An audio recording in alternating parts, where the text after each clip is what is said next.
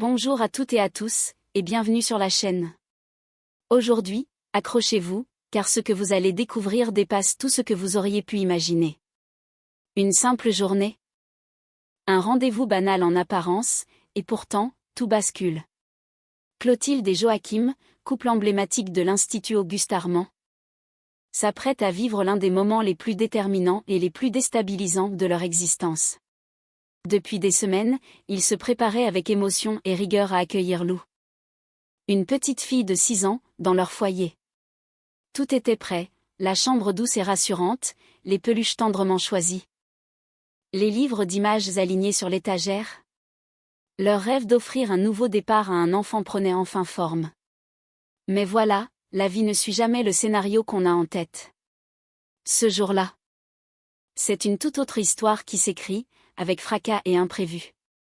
Un simple café renversé dans la rue. Une altercation brève, mais chargée de tension. Et quelques minutes plus tard, le choc. Ce n'est pas Lou qu'ils accueilleront, mais Lou. Un adolescent de 17 ans, au regard vif et au passé chargé. Et pire encore pour Clotilde. Ce garçon n'est autre que celui qui vient de l'éclabousser dans la rue, quelques instants plus tôt. Ce retournement de situation va faire éclater toutes les attentes du couple.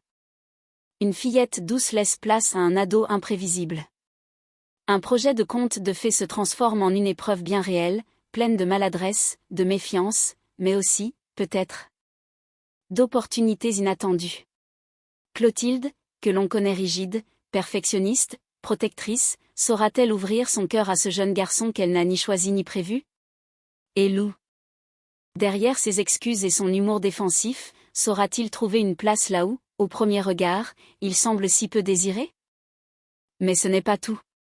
Car pendant que ces destins se croisent brutalement, un autre personnage emblématique de l'Institut fait ses adieux. Sabri, éliminé en duel, quitte les lieux la tête haute.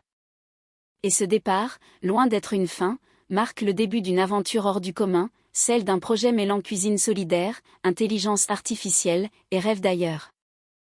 Et ce n'est pas le seul lien qui se renoue. À la ferme, Colline réussit là où tant d'adultes ont échoué. Grâce à sa maturité nouvelle, elle provoque un déclic bouleversant entre sa mère Angèle et Stanislas. Un amour enfoui, une réconciliation silencieuse. Un baiser inattendu au cœur du potager. Autant de récits qui se croisent et s'écrivent sous nos yeux, entre déchirure et espoir, entre départ et renaissance. Préparez-vous à plonger dans un épisode bouleversant, où rien ne se passe comme prévu, mais où tout ce qui arrive, arrive peut-être pour une raison. Installez-vous confortablement. Ce que vous allez voir n'est pas qu'un résumé, c'est une traversée humaine, fragile, pleine de contrastes. C'est parti. Le rendez-vous qui devait sceller un tournant dans la vie de Clotilde et Joachim a déjà pris une tournure inattendue. L'assistante sociale vient tout juste d'annoncer que le jeune qu'ils vont accueillir ne s'appelle pas Lou, comme prévu, mais Lou, un adolescent de 17 ans. Et comme si la surprise ne suffisait pas. Un autre détail les frappe de plein fouet, Lou n'est autre que le jeune homme maladroit qui, quelques minutes plus tôt, a renversé son café sur le chemisier immaculé de Clotilde devant l'entrée du centre. Lorsque Lou entre dans la pièce, le sourire un peu timide mais les yeux vifs, Clotilde écarquille les yeux. Interdite. C'est lui, lâche-t-elle, sidérée, en jetant un regard à Joachim. Elle se tourne aussitôt vers l'assistante sociale, encore sous le choc. Il y a sûrement une erreur. Ce garçon m'a littéralement bousculé dans la rue il y a 10 minutes. L'assistante sociale, un peu déstabilisée par la coïncidence, tente de garder le contrôle. Je vais me renseigner tout de suite. Mais en attendant, peut-être pouvez-vous faire un peu connaissance? Elle quitte la pièce pour vérifier les informations. L'ambiance devient aussitôt électrique. Joachim, toujours plus souple et ouvert, prend les devants avec douceur. Il invite Lou à s'asseoir. Alors, Lou, c'est bien ton prénom? Tu savais que tu venais chez nous? L'adolescent hoche la tête, un brin amusé par la situation. Je savais pas que j'arriverais déjà à énerver ma future famille d'accueil avant même de passer la porte. Désolé, encore. Il jette un regard vers Clotilde, espérant un signe d'apaisement. Mais elle reste droite, rigide, les bras croisés, le regard froid. Elle ne dit pas un mot, visiblement en retrait, sur la défensive. Joachim tente de détendre l'atmosphère. C'est un bon début pour briser la glace. Lou sourit, légèrement. Mais l'ambiance reste tendue, surtout du côté de Clotilde. Elle semble incapable de digérer ce revirement brutal. Pas de petite fille de 6 ans, pas de doudou ni de conte du soir, mais un ado, déjà cabossé par la vie, dont l'humour et la spontanéité contrastent avec l'univers hyper cadré de la chef. Leurs mondes viennent d'entrer en collision. Et pour que cette nouvelle cohabitation fonctionne, il faudra bien plus que des sourires forcés. Il faudra lâcher prise, apprivoiser l'inattendu, et peut-être, pour Clotilde, apprendre à aimer autrement que prévu. Le silence s'est installé dans la salle de réunion, lourd et pesant. Face à l'attitude fermée de Clotilde et au malaise palpable qui flotte dans l'air, Lou, les mains dans les poches, détourne le regard. Malgré ses efforts pour prendre les choses à la légère, il sent bien qu'il n'est pas le bienvenu. Bon, je crois que je vais pas m'imposer davantage, hein. Visiblement, je suis pas celui qu'on attendait. Sans attendre de réponse, il se lève, attrape son sac et se dirige vers la porte, le regard fuyant, la voix un peu cassée malgré lui. Mais à cet instant précis, la porte s'ouvre à la volée. L'assistante sociale entre précipitamment, visiblement essoufflée. Attends, Lou. Ne pars pas. Il n'y a pas d'erreur, enfin, pas comme tu crois. Tous les regards se tournent vers elle. Clotilde fronce les sourcils. Joachim se redresse. Mais, la petite fille ? Lou. L'assistante sociale soupire, gênée par ce malentendu. Il y a eu une erreur de communication en interne. Une confusion dans les dossiers. La petite fille de 6 ans, Lou, a été réorientée vers une autre famille. Lou, lui, a bien été choisi pour vous deux. Clotilde semble encore plus déconcertée. Choisi, pour nous ? Pourquoi ? Parce qu'il partage certains points communs avec vous, Clotilde. On sait que vous avez été mère jeune, et que vous avez élevé votre fils, Jérémy. En conciliant vos études, votre carrière, votre passion. Et Lou, lui aussi, a une maturité étonnante pour son âge. Il a besoin d'un cadre fort, mais aussi de personnes qui croient en lui. Elle jette un regard appuyé à Clotilde, puis ajoute. Et puis, Lou est un passionné de cuisine. Il cuisine depuis qu'il est gamin. Il rêve d'intégrer une grande école. Lou, toujours près de la porte, détourne timidement les yeux. Clotilde reste figée, visiblement bousculée. Cette image qu'elle s'était forgée, celle d'une fillette douce à apprivoiser, vole en éclats pour laisser place à une réalité plus complexe, mais peut-être aussi plus humaine. Alors qu'un silence gêné s'installe à nouveau, Lou murmure. Écoutez, c'est pas grave. Je veux pas forcer les choses. Si je suis pas ce que vous attendiez, je peux repartir. Mais l'assistante sociale l'interrompt aussitôt, la voix ferme mais bienveillante. Non, Lou. Ce n'est pas toi qui pars. C'est moi. Je vais te laisser quelques instants pour souffler. Et je reviendrai te chercher si nécessaire.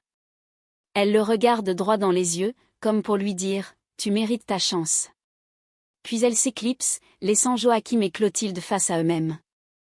Face à ce jeune homme qu'ils n'attendaient pas, mais qui, peut-être, est exactement celui qu'ils avaient besoin de rencontrer. La tempête émotionnelle des derniers jours laisse place à une accalmie inattendue, mais non moins bouleversante. Après une rencontre pour le moins chaotique, Clotilde et Joachim doivent désormais composer avec une réalité à laquelle ils n'étaient pas préparés. Ils vont accueillir Lou, un adolescent de 17 ans, vif, passionné, et inattendu à tous les niveaux. Malgré les maladresses du début, une porte semble s'être entr'ouverte. Joachim, curieux et enthousiaste, tente déjà de créer du lien, tandis que Clotilde, encore sur la réserve, commence lentement à reconsidérer ses certitudes. Surtout en découvrant que Lou n'est pas un simple adolescent turbulent, il rêve de cuisine. Il en parle avec une étincelle rare dans les yeux, et son langage, ses gestes, trahissent déjà une intuition culinaire prometteuse. D'ailleurs, Tessier lui-même, intrigué par son profil atypique, a proposé de cuisiner avec lui, juste pour voir ce qu'il a dans le ventre, selon ses propres mots. Une initiative qui pourrait bien être le point de départ d'une nouvelle trajectoire. Carlou pourrait intégrer l'Institut dès la rentrée, si son niveau et sa motivation le confirment. Rien n'est encore officiel. Mais l'idée fait déjà son chemin, et pourrait offrir à Clotilde une nouvelle forme de transmission, inattendue et profondément humaine. Pendant ce temps, à l'Institut, Sabri vit ses dernières heures entre les murs de l'école qu'il a formée. La veille, il a été éliminé lors du redoutable duel face à Colline. Si l'amertume est là, l'humiliation a laissé place à une certaine sérénité. Réuni avec ses camarades dans la cour, il prend la parole d'une voix posée mais chargée d'émotion. J'ai pas réussi à aller jusqu'au bout. C'est vrai. Mais je repars pas les mains vides. Grâce à vous tous, grâce aux profs, j'ai trouvé ma voie. Il annonce alors qu'il a été accepté dans une formation de cuisine solidaire à Marseille, où il pourra mêler apprentissage, aide sociale et cuisine engagée. Un projet à son image, sincère, modeste, profondément tourné vers les autres. L'Institut, c'est pas que des étoiles. C'est aussi des gens qui t'apprennent à croire en toi. Merci pour ça. Les applaudissements fusent. Des étreintes, des regards humides, des sourires fiers. Sabri quitte l'Institut avec dignité, et une lumière nouvelle dans les yeux. D'un côté, un départ touchant. De l'autre, peut-être une arrivée inattendue. À Auguste Armand, les portes se ferment, pour mieux se rouvrir ailleurs. Le soleil décline doucement sur le parc de l'Institut Auguste Armand. C'est une fin de journée douce, presque symbolique.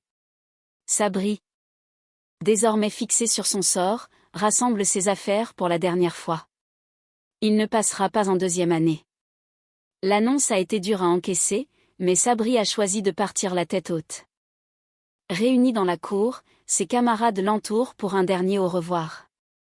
Il prend un moment pour tous les regarder, puis s'avance, le regard brillant mais le sourire franc. Je pars. C'est vrai. Mais je pars avec un projet. Je veux pas juste tourner la page, je veux en écrire une nouvelle. Tous se taisent, suspendus à ces mots. Je vais me lancer dans un truc un peu fou. Une start-up qui mêle cuisine et intelligence artificielle.